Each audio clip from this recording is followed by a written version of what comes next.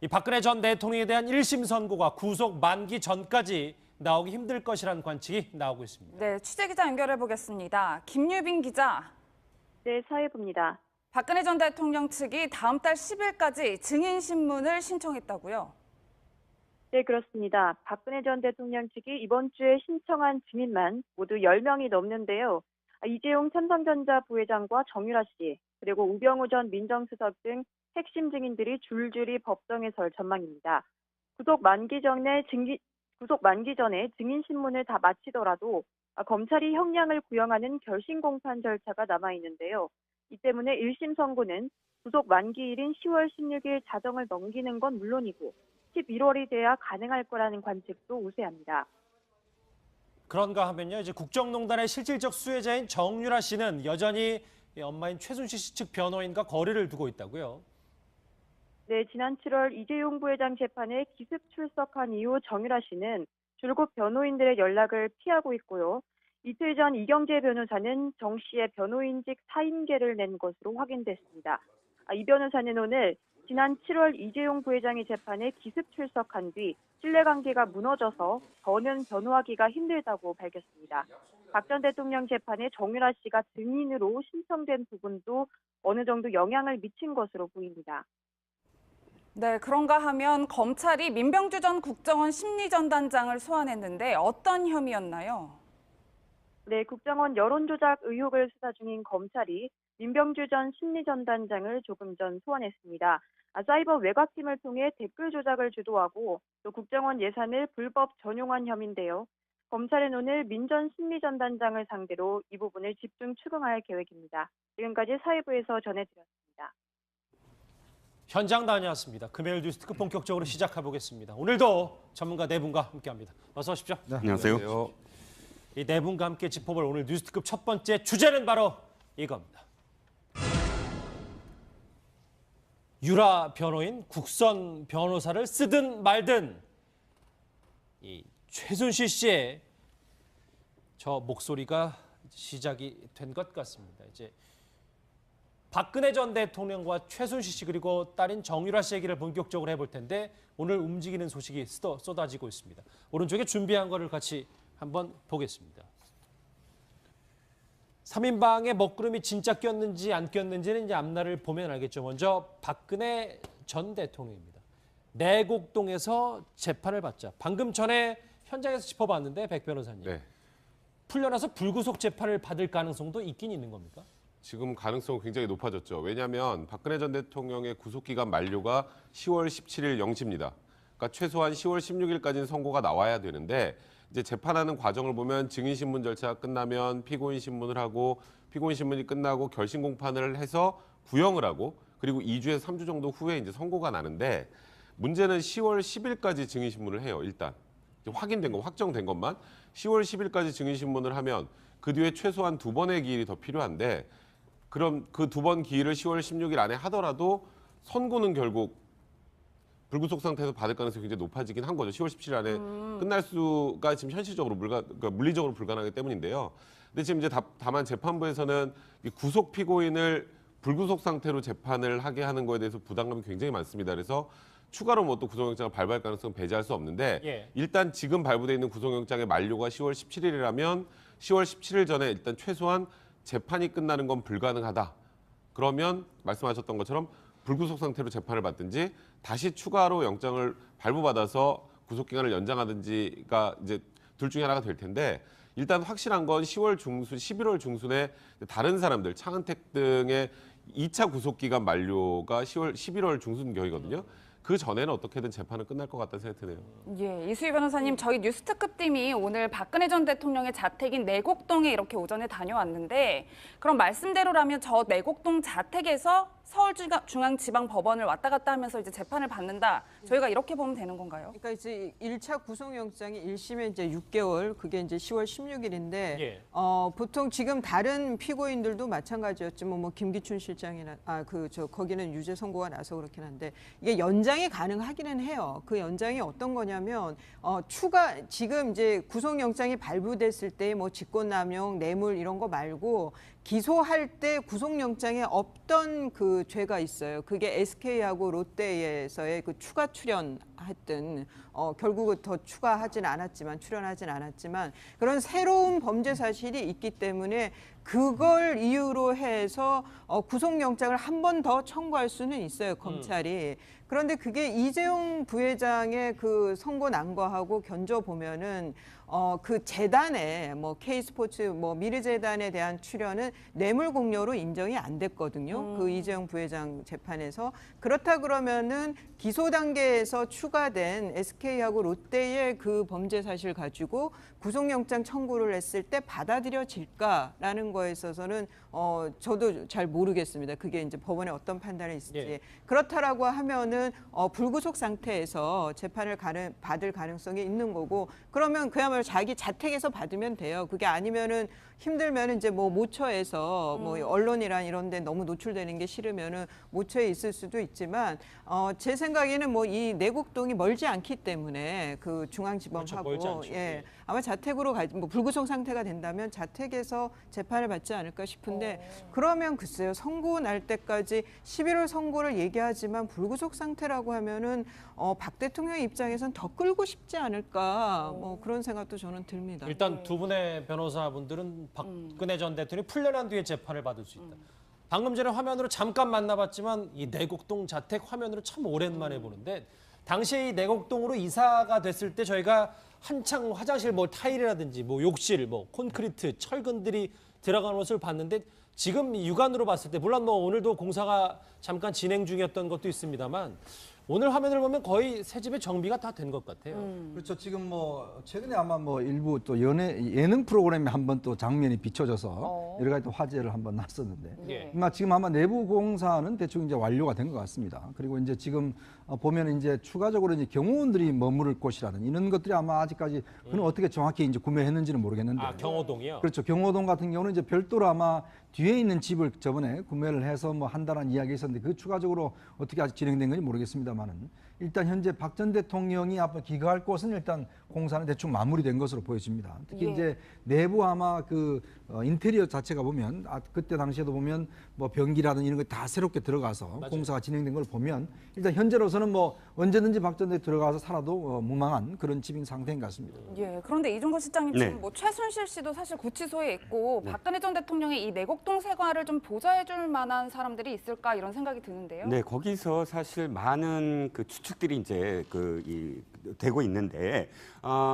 지금 우리가 구치소에서 박 전 대통령이 접견을 제안을 했잖아요. 누구로 제안을 했죠? 윤 전 추 전 행정관하고 그 다음에 유영하 변호사예요. 두 사람뿐이잖아요. 예, 그래서 사실은 어떤 추측이 가능하냐면 윤 전 추 전 행정관이 옛날에 그 최순실 씨가 했던 역할들, 예를 들어서 이 사저 문제도 사실은 먼저 몇 번 이렇게 주민들의 어떤 그런 그 증언에 따르면 윤 전 추 행정관으로 보이는 사람이 들었다라는 이야기도 있거든요. 물론 확인된 보도는 아닙니다. 그런데 그 이후에 사실 그 모든 것들, 그러니까 최순실 씨도 이미 그 구속이 돼 있으니까 최순실 씨가 지금까지 했던 모든 역할을 윤 전 추 전 행정관이 하는 게 아니냐. 더불어서 유영하 변호사의 부인도 사실상 많이 접견을 함께해서 그런 그 도움을 많이 주고 있다라는 이야기가 있습니다. 그러니까 그 두 사람이 사실상 이 사저 문제도 그 지금까지 이렇게 좀 정리를 하고 마지막 공사까지도 이런 어떤 이 지휘를 한 게 아니냐라고 사실 추측을 하고 있습니다. 오늘 내곡동 저희가 채널의 카메라가 한번 가봤는데 보니까 뭐 경호동 말씀하셨던 경호동 말고는 어느 정도 정비는 다 돼 있는 것 같습니다. 백 변호사님. 네. 그러니까 구속 기간이 연장될 가능성은 전혀 없는지 그리고 박 전 대통령이 지난주에 이제 2차 건강 검진을 받았으니까 병 보석 가능성은 없는지 뭐 이것도 좀 체크를 좀 해봐야 될 것 같아서요. 일단 저는 개인적으로 생각할 때 2차 구속영장 청구 그리고 발부 가능성이 더 높다고 생각해요. 내곡동으로 돌아가는 것보다는. 예. 그러니까 제가 아까 불구속으로 재판받을 가능성이 높다라고 말씀을 드렸던 건데 왜냐하면 이제 아까 이수희 변호사님 말씀하셨던 것처럼 지금 첫 번째 청구됐던 구속영장 기재 범죄 사실에 SK 관련 범죄, 그다음에 롯데 관련 범죄는 빠져 있어요. 지금 신동빈 회장 같이 재판받고 있잖아요. 그러니까 그런 거를 묶어서 추가로 구속영장 청구하고 발부받을 가능성이 높은 건 재판부에서도 구속된 피고인을 풀어주고 재판하는 거를 별로 원하진 않아요. 예, 그건 아무래도 그 이후에 뭐 굉장히 죄질이 안 좋거나 그리고 또 이게 중한 형벌이 예상이 되는 경우에는 도주 우려도 있기 때문에 사실 그 부분은 굉장히 조심스럽게 제 개인적인 생각으로는 추가로 구속영장 청구할 가능성이 많은데 다만 이제 10월 17일 전에 결심 공판이 끝나면 그러니까 제가 말씀드렸던 거 10월 10일에 증인신문이 마무리되고 그 이후에 이제 결심 공판에 피고인 신문하고 그다음에 구형을 하지 않습니까? 그게 안에 끝나면 선고 기간 한 2주 정도 그 기간은 굳이 구속영장을 재청구하지 않을 가능성도 있는데 문제는 10월 17일 이후에도 기일이 계속 잡혀야 될 상황이라면 그러면 아마도 구속영장 청구하고 발부될 가능성이 높지 않을까 저는 개인적으로 생각합니다. 병보석은요 그러면? 그리고 병보석은 저는 개인적으로 아직까지는 가능성이 별로 높지 않다고 생각을 하고요. 지금 박근혜 전 대통령이 병원을 몇 번 왔다 갔다 했지만 뭐 엄청나게 큰 질병을 얻었다거나 이런 건 아니지 않습니까?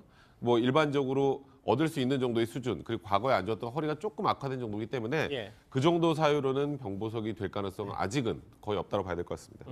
이현정 의원님, 만약 백 변호사님 말씀처럼 구속 기간이 연장이 된다면 박근혜 전 대통령이 이제 구치소에서 겨울나기를 좀 해야 되는 거잖아요. 그렇죠. 이게 지금 서울구치소가 사실 지은 지가 1986년도에 지어져서 그러니까 지금 꽤 오래됐습니다. 그러다 보니까 시설도 그렇고 여기 위풍이 굉장히 심해요.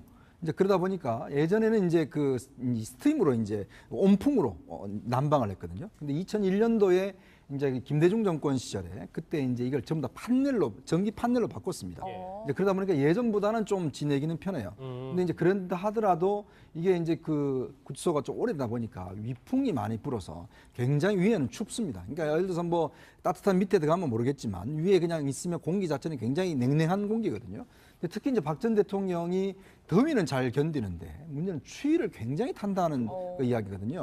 그래서 아마 이제 특히 지난 여름 같은 경우는 그래도 구치소가 많이 더웠지만 그래도 어느 정도 뭐 견딜 텐데 지금 문제는 추위가 오면 서울소 같은 경우는 상당히 겨울나기가 좀 힘든 그런 그 측면이 있습니다. 더군다나 이제 온수 같은 경우는 물론 나오지만 이 샤워 같은 경우는 일주일에 한 번 정도밖에 이제 못 하게 되죠. 온수를 그렇죠. 그러다 보니까 아무래도 이번 겨울을 어떻게 나느냐. 지난번 같은 경우 그래도 좀 춥긴 했지만 했는데 지금 이제 만약 연장이 된다라면 12월 같은 경우 넘어야 되거든요. 진짜 혹한을 지나가는 그렇죠. 거잖아요. 혹한기를 넘어야 되는데 서울구치소 혹한이 그렇게 견디기가 간단치는 않습니다. 말씀하셨던 것처럼 박 전 대통령 여름에도 추위를 상당히 많이 타는 걸로 잘 알려져 있습니다.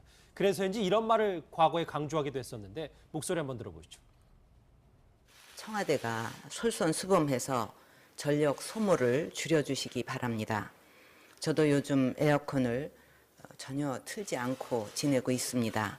요즘은 이렇게 그 셔츠 차림으로 일하는 거 이게 그 전기 전략의 상징같이 됐습니다. 그래서 우리 국무회의에서는 반바지까지는 안 입더라도 이렇게 솔선수범을 하는 게 아주 바람직한 일이라고 생각을 합니다. 실제로 박 전 대통령이 굉장히 차가운 바람에 예민한 반응을 보였던 것이 법정에서 재판을 받을 때에도 그렇죠. 에어컨을 막아달라 이런 요청을 했었잖아요. 그렇죠. 법정에서 그런데 에어컨을 그렇게 세게 안 틀었거든요. 그 법정도 역시 마찬가지로 그런 어떤 온도, 실내 온도를 몇 도까지다 해서 굉장히 그걸 준수하는 편이라 그럼에도 불구하고 5월 달에 저 에어컨 바람을 막아달라고 할 정도라면 사실 에어컨 바람이든 어떤 바람이든 차가운 그 온도에 상당히 민감한 건 사실인 것 같아요. 제가 회고록에서도 그 기억이 나거든요. 신당동 자택을 구입을 했을 때 유경수 여사가 굉장히 기뻐한 것을 이제 박근혜 대통령이 기술을 하는데 그 중에서 하나가 뭐냐면은 그간 이렇게 그 지방에 떠돌아다니면서 따뜻한 물을 쓸 수 없었고 집안이 너무 우풍이 심했는데 신당동 자택에 들어가서 가장 기뻤던 것이 따뜻한 집을 드디어 마련을 했다라는 내용이 있어요. 그렇다고 그런 걸 보면 사실 어렸을 때부터 그 추위에 굉장히 그러니까 그 추위를 싫어했다 이런 뭐 추측은 할 수가 있죠. 오른쪽에 준비한 거 두 번째 인물로 넘어가겠습니다. 일단 박 전 대통령은 구속 기간 내에 선고는 어려울 수 있겠지만 풀려난 뒤 재판을 받을 가능성은 뭐 두 분의 전문가는 그리 높게 보진 않는데 알겠습니다. 일단 좀 봐야 되겠죠. 두 번째 인물 최순실 씨입니다. 딸의 얘기에 대해서 국선 변호사 쓰든 말든 내가 무슨 상관이야라는 이수희 변호사. 어찌 보면 지금까지 얘기했던 것 중에 딸에 대해서 가장 모질게 얘기하는 것 같은데. 뭐 저건 이제 우리가 직접 들은 건 아니고 카더라인 건데 뭐 최순실 씨 입장에서는 말 소유권에 대해서 그러니까 삼성이 사준 말 소유권에 대해서 정유라 씨가 네 말처럼 타라라고 엄마한테 얘기 들었고 그리고 그 삼성의 지원이 다른 그 많은 그 승마 유망주들이 아니라 온리 정유라만을 위한 지원이었다는 취지의 증언을 했죠. 그건 다른 것도 아니고 엄마 최순실로부터 들었다라고 하니까 아마 이제 재판부에서도 더 신빙성 있게 받아들였을 텐데 그게 이제 본인한테 굉장히 불리하게 작용했기 때문에 화가 날 만한 상황이기도 했죠.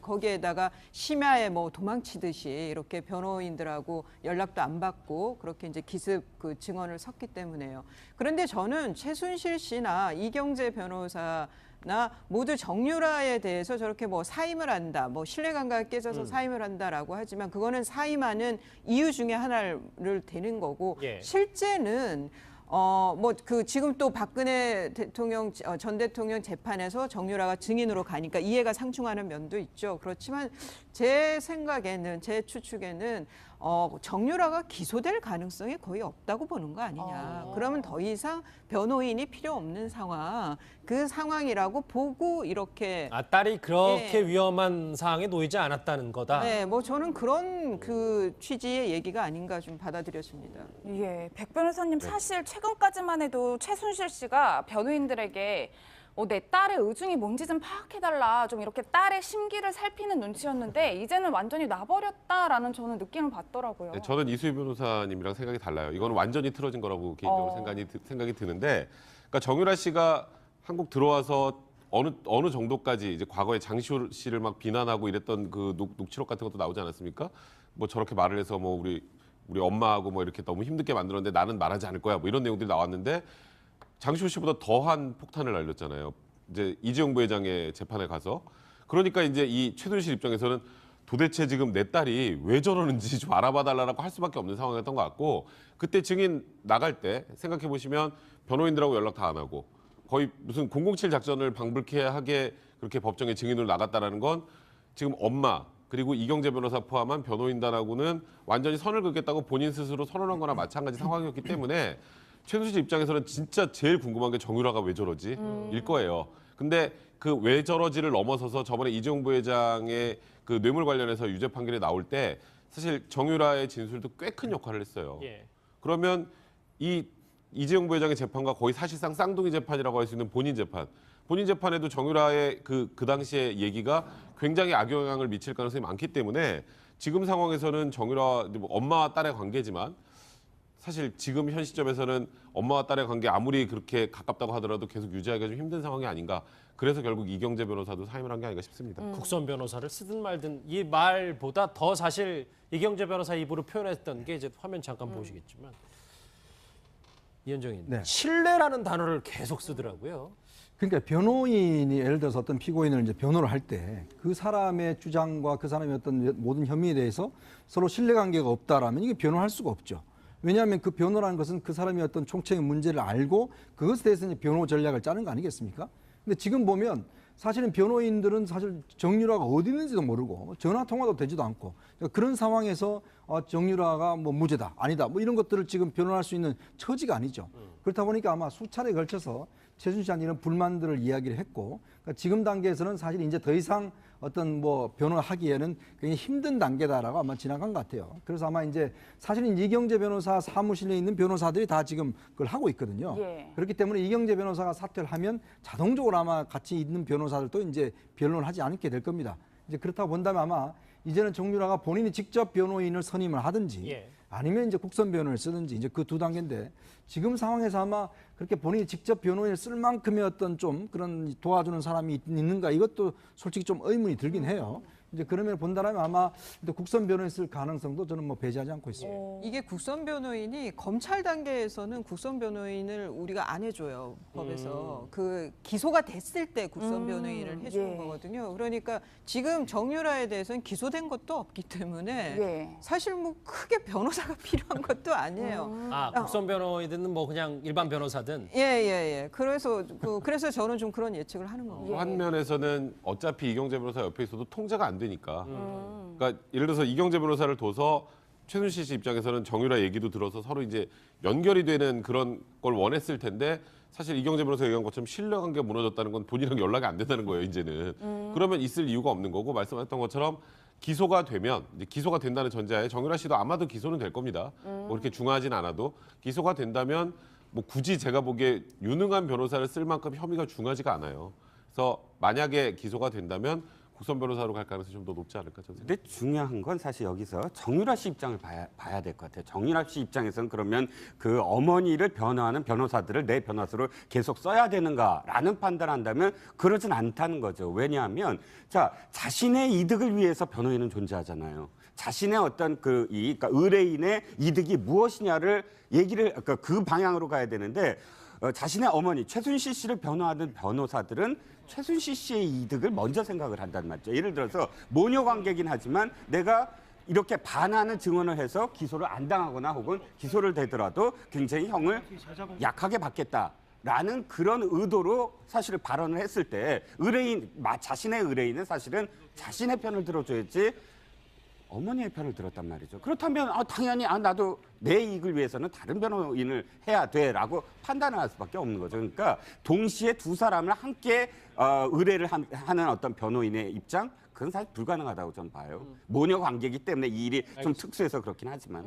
오른쪽에 준비한 거 마지막으로 한번 보실게요. 내곡동에서 재판을 받고 싶어 할 것 같은 박근혜 전 대통령과 이 말도 전언입니다만 뭐 딸에 대해서 국선 변호사 쓰든 말든 상관없다. 이 말도 전언이기만 합니다인데 이 얘기가 좀 흥미로워요. 나를 도와줄 사람이 없는 듯 정유라 씨입니다. 예, 이현정 의원님 네. 뭐 이 말이 사실이라면 정유라 씨가 이제 엄마도 믿을 수 없다. 검찰과 아들과 함께 가겠다. 뭐 저희가 이렇게 받아들이면 되는 건가요? 그러니까 지금 보면 정유라 씨 처지가 보면 굉장히 좀 고립무원한 상태인 것 같습니다. 왜냐하면 지금 아버지인 정유라 씨 같은 경우도 사실은 뭐 그렇게 지금 도와주는 것 같지도 않고 또 지금 뭐 예를 들어서 지금 친척들 같은 경우도 사실 거의 뭐 이번에 뭐 척이 많이 졌지 않습니까? 예. 이제 그러다 보니까 아마 지금은 사실 아기를 키우기 위해서 이제 혼자 있는 것 같고 지난번에 아마 그 보모 같은 경우도 일을 더 이상 할 수 없다라고 해서 아마 그만둔다라는 이야기가 있었는데 그 다음에는 어떻게 된지는 모르겠어요. 예. 이제 그런 상황이라면 지금 정유라는 굉장히 혼자 지금 고립돼 있는 상황에서 뭐 특검 측에 조금의 어떤 도움을 받고 있는 상황이 아닌가. 그리고 또 아버지인 정윤회 씨 같은 경우는 이미 오래전에 사실 사이가 어떤 멀어졌고 그런 상황에서 뭐 접촉이 없다고 한다면 지금은 거의 이제 좀 칩거 상태에 있는 것이 아닌가 아마 그렇게 좀 추정을 해봅니다. 이수 변호사님. 네. 그런데 아까 뭐 굳이 뭐 국선 변호사든 일반 변호사든 필요는 없다는 말씀하셨지만 그래도 누군가는 이 정유라 씨 변호사 말고도 도와줄 사람이 필요할 건 아니겠습니까? 아버지 뭐 정윤혜 씨가 분명히 뭐 도와줄 걸로 보이고요. 그리고 본인이 지금 힘든 것 중에 하나가 이게 그 엄마 최순실 씨가 그 뇌물죄 공범으로 기소가 되는 바람에 재산이 동결됐어요. 예. 그러다 보니까 돈 쓰는 것이 쉽지는 않을 거예요. 아마 아버지한테서 오지 않으면은 돈 쓰는 것이 자유롭지 않을 텐데 뭐 그런 것이 정유라 씨 입장에서는 좀 더 힘든 게 되지 않을까 뭐 그런 생각이 들고 그리고 지금 정유라 씨에 대해서 뭐 기소가 된다라고 하면은 저는 주목해서 보는 게 재산 국외 도피죄를 이거를 그 죄에 기소를 할 거냐 아니냐 이 재산 국외 도피죄가 굉장히 형량이 센 거란 말이에요. 그렇죠. 그런 면에서 저는 외려 기소 가능성이 낮으면서 본인이 좀 자유로워진 거 아닌가 싶기도 하고요. 예, 이종건 실장님 네. 그런데 사실 네. 정유라 씨가 지금 21살로 별다른 경제 활동을 그렇죠. 하지 않고 있고 네네. 지금 지내는 곳도 사실 엄마 명의의 건물인 것으로 알려지고 예, 예. 있는데 엄마랑 이렇게 척을 지면 여기서 다 나오고 뭐 돈도 다 반납해야 되고 뭐 이런 거 아닌가요? 생활이 가능한 건가요? 우리가 지금 사실 최악의 경우는 그럴 수도 있겠죠. 있든 없든 뭐 국선 변호사 써라. 그리고 넌 내 딸이 아니까 나가라. 라고 만약에 최순실 씨가 한다면 법적으로는 아마 별 수 없을 거예요. 나갈 수 있을 텐데 이 대목에서 우리가 한번 기억을 할 대목이 뭐냐면 노승일 부장이 이런 발언을 했어요. 아무리 막 넉비공 같지만 그러나 어머니의 한 10배는 앞서 있다. 생각이. 자, 그러면 정유라 씨가 이렇게 그러니까 그 그러니까 새벽에 삼성과 반하는 이재용 부회장의 불리한 그런 증언, 최순실 씨의 불리한 그런 증언을 하러 아침에 뛰쳐나갔다 하는 것이 충동적인 행동으로 보이진 않거든요. 최소한 계산이 있었을 거다. 충분한 계산. 그 계산이 내가 이렇게 해서 내 형량만 감소되는 것이 아니라 내가 그래도 버틸 수 있는 그 무엇인가가 있지 아니하면 그 새벽 4시에 나가서 그 어머니한테 지금까지 이런 비난을 받으면서까지 계속 가능할까? 저는 충분히 무엇인가 지금 충분한 어떤 준비가 있었을 것이다. 그렇지 않고는 그렇게 새벽에 나가지 않을 것이다라고 봅니다. 이 박근혜 전 대통령에 대한 1심 선고가 구속 만기 전까지 나오기 힘들 것이라는 관측이 나오고 있습니다. 네, 취재기자 연결해 보겠습니다. 김유빈 기자. 네, 사회부입니다. 박근혜 전 대통령 측이 다음 달 10일까지 증인 신문을 신청했다고요? 네, 그렇습니다. 박근혜 전 대통령 측이 이번 주에 신청한 증인만 모두 10명이 넘는데요. 이재용 삼성전자 부회장과 정유라 씨, 그리고 우병우 전 민정수석 등 핵심 증인들이 줄줄이 법정에 설 전망입니다. 구속 만기 전에 증인 신문을 다 마치더라도 검찰이 형량을 구형하는 결심 공판 절차가 남아 있는데요. 이 때문에 1심 선고는 구속 만기일인 10월 16일 자정을 넘기는 건 물론이고 11월이 돼야 가능할 거라는 관측도 우세합니다. 그런가 하면요, 이제 국정농단의 실질적 수혜자인 정유라 씨는 여전히 엄마인 최순실 씨 측 변호인과 거리를 두고 있다고요. 네, 지난 7월 이재용 부회장 재판에 기습 출석한 이후 정유라 씨는 줄곧 변호인들의 연락을 피하고 있고요. 이틀 전 이경재 변호사는 정 씨의 변호인직 사임계를 낸 것으로 확인됐습니다. 이 변호사는 오늘 지난 7월 이재용 부회장의 재판에 기습 출석한 뒤 신뢰관계가 무너져서 더는 변호하기가 힘들다고 밝혔습니다. 박 전 대통령 재판에 정유라 씨가 증인으로 신청된 부분도 어느 정도 영향을 미친 것으로 보입니다. 네, 그런가 하면 검찰이 민병주 전 국정원 심리전단장을 소환했는데 어떤 혐의였나요? 네, 국정원 여론조작 의혹을 수사 중인 검찰이 민병주 전 심리전단장을 조금 전 소환했습니다. 사이버 외곽팀을 통해 댓글 조작을 주도하고 또 국정원 예산을 불법 전용한 혐의인데요. 검찰은 오늘 민 전 심리전단장을 상대로 이 부분을 집중 추궁할 계획입니다. 지금까지 사회부에서 전해드렸습니다. 현장 다녀왔습니다. 금요일 뉴스특급 본격적으로 시작해보겠습니다. 오늘도 전문가 네 분과 함께합니다. 어서 오십시오. 네, 안녕하세요. 이 네 분과 함께 짚어볼 오늘 뉴스특급 첫 번째 주제는 바로 이겁니다. 유라 변호인 국선 변호사를 쓰든 말든 이 최순실 씨의 저 목소리가 시작이 된 것 같습니다. 이제 박근혜 전 대통령과 최순실 씨 그리고 딸인 정유라 씨 얘기를 본격적으로 해볼 텐데 오늘 움직이는 소식이 쏟아지고 있습니다. 오른쪽에 준비한 거를 같이 한번 보겠습니다. 3인방의 먹구름이 진짜 꼈는지 안 꼈는지는 이제 앞날을 보면 알겠죠. 먼저 박근혜 전 대통령입니다.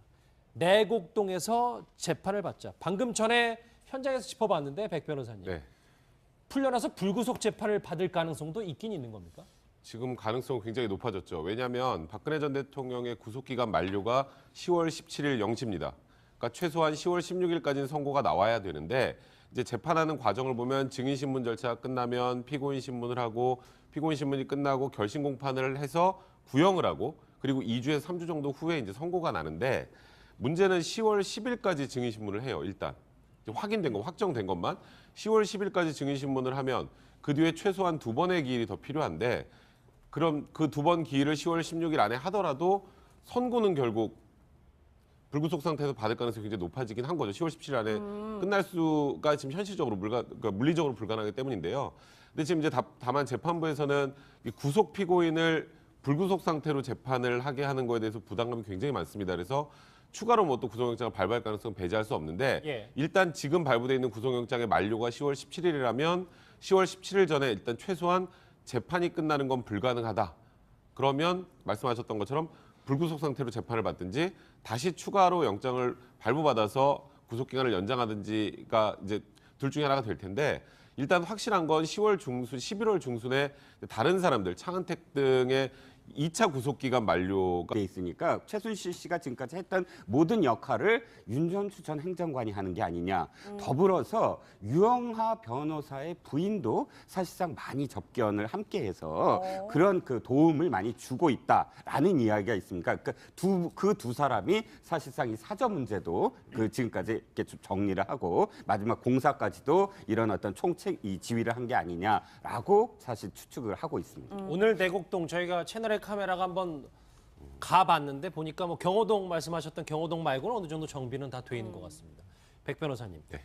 그러니까 구속 기간이 연장될 가능성은 전혀 없는지 그리고 박 전 대통령이 지난주에 이제 2차 건강검진을 받았으니까 병보석 가능성은 없는지 뭐 이것도 좀 체크를 좀 해봐야 될 것 같아서요. 일단 저는 개인적으로 생각할 때 2차 구속영장 청구 그리고 발부 가능성이 더 높다고 생각해요. 내곡동으로 돌아가는 것보다는. 예. 그러니까 제가 아까 불구속으로 재판받을 가능성이 높다라고 말씀을 드렸던 건데 왜냐하면 이제 아까 이수희 변호사님 말씀하셨던 것처럼 지금 첫 번째 청구됐던 구속영장 기재 범죄 사실에 SK 관련 범죄, 그다음에 롯데 관련 범죄는 빠져 있어요. 지금 신동빈 회장 같이 재판받고 있잖아요.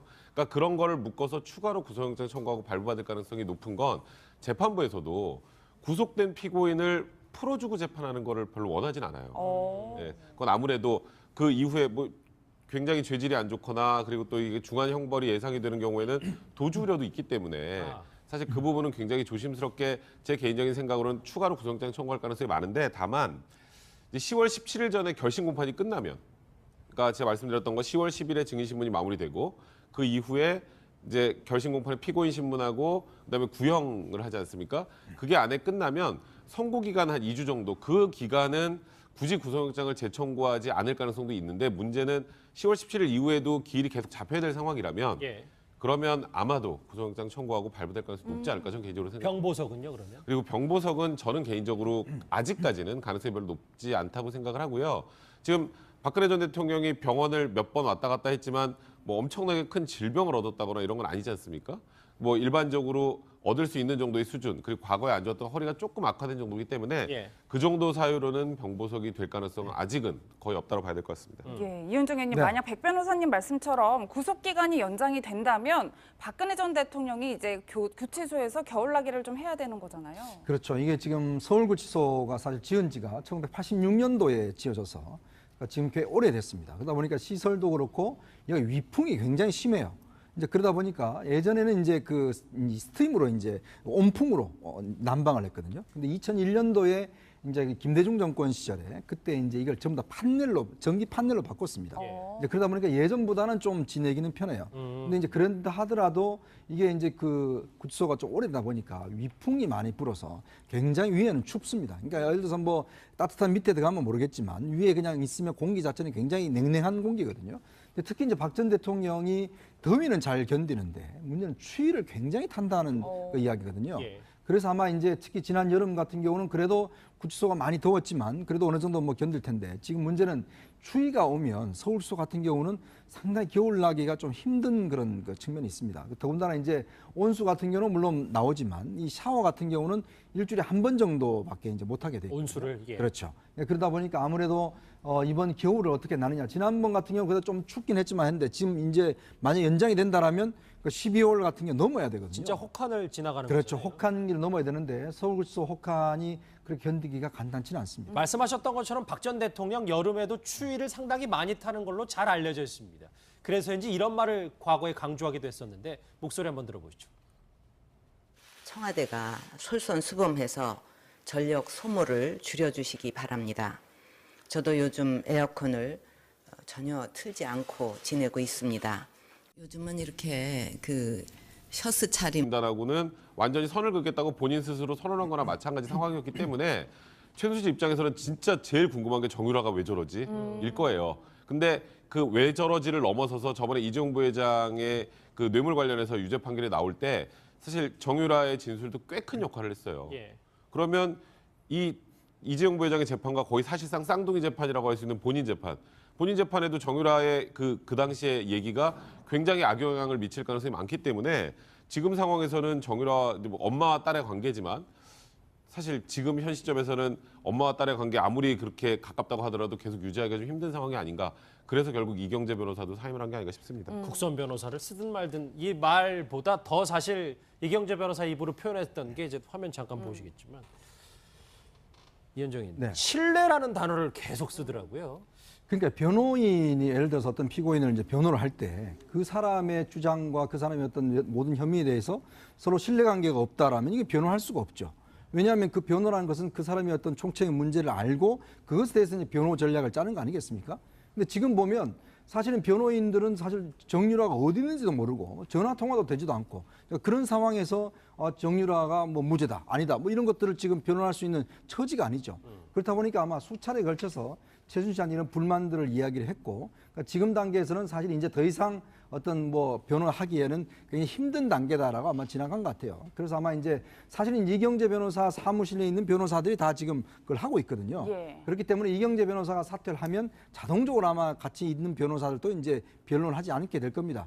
이제 그렇다고 본다면 아마 이제는 정유라가 본인이 직접 변호인을 선임을 하든지 예. 아니면 이제 국선 변호인을 쓰든지 이제 그 두 단계인데, 지금 상황에서 아마 그렇게 본인이 직접 변호인을 쓸 만큼의 어떤 좀 그런 도와주는 사람이 있는가, 이것도 솔직히 좀 의문이 들긴 해요. 이제 그러면 본다면 아마 국선 변호인 쓸 가능성도 저는 뭐 배제하지 않고 있습니다. 이게 국선 변호인이 검찰 단계에서는 국선 변호인을 우리가 안 해줘요, 법에서. 그 기소가 됐을 때 국선 변호인을 해주는 예. 거거든요. 그러니까 지금 정유라에 대해서는 기소된 것도 없기 때문에 예. 사실 뭐 크게 변호사가 필요한 것도 아니에요. 국선 변호인은 뭐 그냥 일반 변호사든. 예. 그래서 저는 좀 그런 예측을 하는 겁니다. 한 면에서는 어차피 이경재 변호사 옆에 있어도 통제가 안 되니까.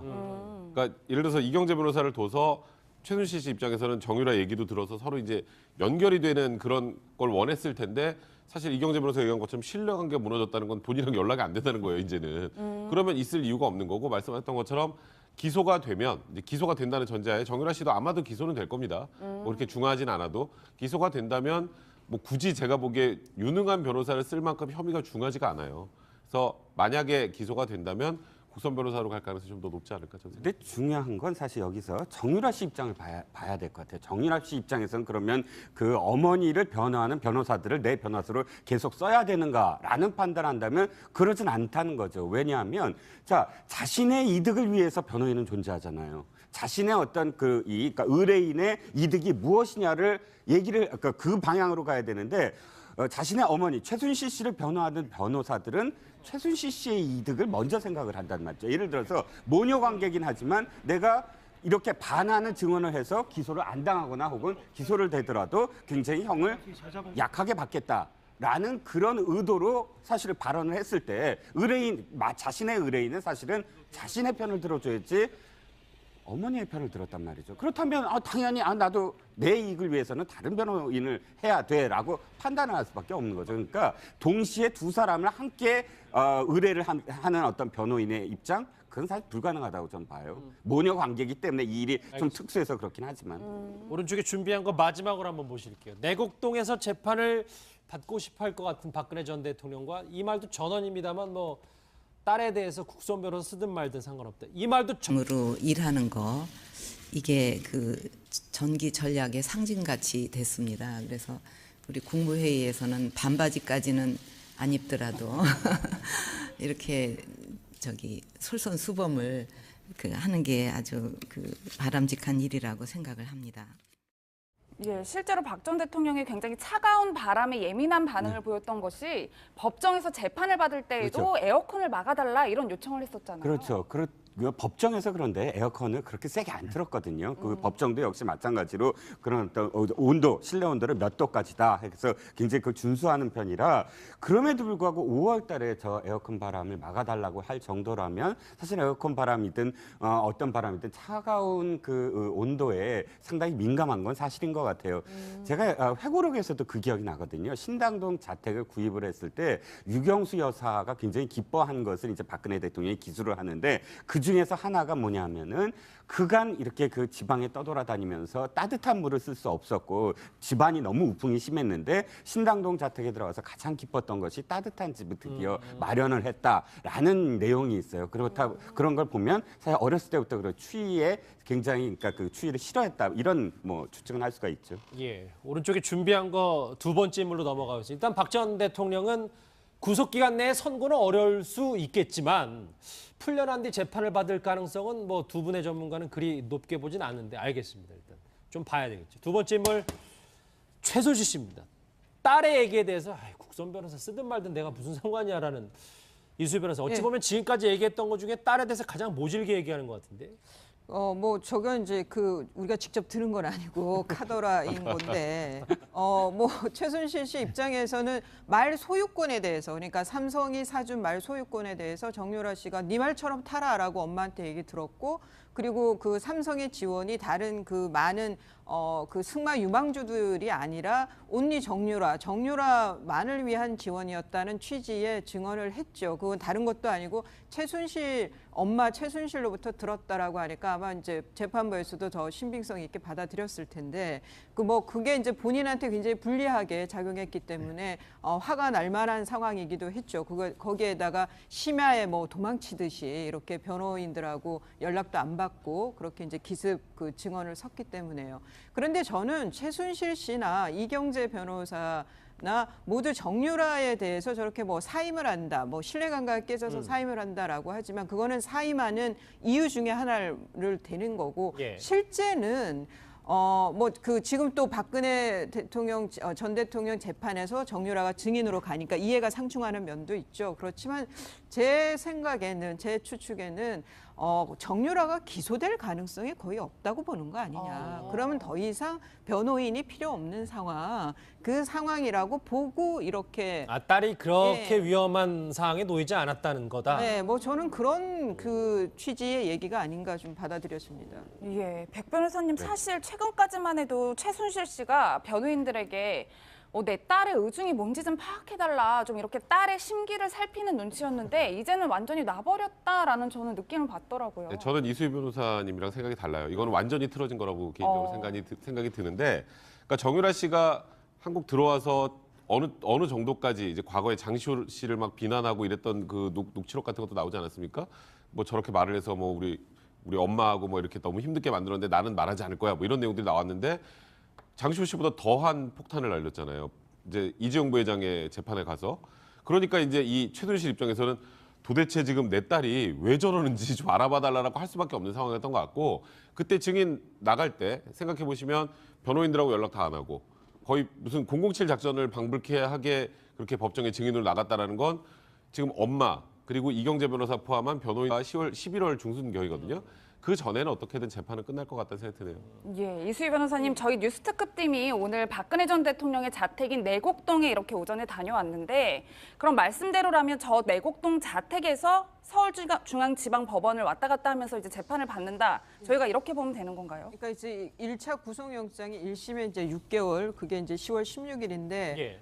보통 지금 다른 피고인들도 마찬가지였지만 뭐 김기춘 실장이나 거기는 유죄 선고가 나서 그렇긴 한데 이게 연장이 가능하기는 해요. 그 연장이 어떤 거냐면 지금 이제 구속영장이 발부됐을 때 뭐 직권남용, 뇌물 이런 거 말고 기소할 때 구속영장에 없던 그 죄가 있어요. 그게 SK하고 롯데에서의 그 추가 출연했던 결국은 더 출연하진 않았지만 그런 새로운 범죄 사실이 있기 때문에 그걸 이유로 해서 구속영장을 한 번 더 청구할 수는 있어요, 검찰이.